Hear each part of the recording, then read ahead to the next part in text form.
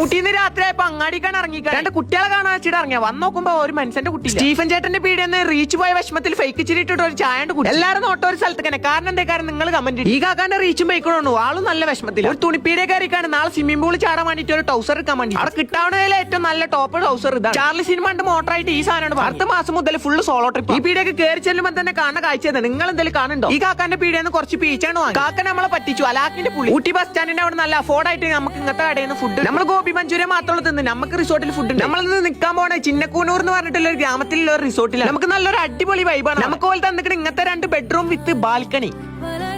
അടിയിറങ്ങി ചെന്നപ്പത്തിന് food ready ആക്കി വെച്ചു ഇതും തിന്നുകാണ്ടിരിക്കുമ്പോൾ അവിടുത്തെ ചങ്ങായി ഈ വീഡിയോ കാണിച്ചു തന്നിട്ട് ഇതൊക്കെ ഇവിടുത്തെ റോട്ടിൽ ഇറങ്ങിയെന്നാണ് ഒന്നും നോക്കില്ല വണ്ടി എടുത്ത് കാണാണ്ട് ഇറങ്ങി റോട്ടുമൊക്കെ പുലിനെ കാണാൻ പുലി പോയിട്ട് ഒരു അണ്ണാങ്കുഞ്ഞിനെയും കൂടി കണ്ടില്ല ഇപ്പൊ രാത്രി സമയം 12:30 നമ്മൾ റൂമിൽ ചെന്ന് കടന്നുറങ്ങിയാണ്ട്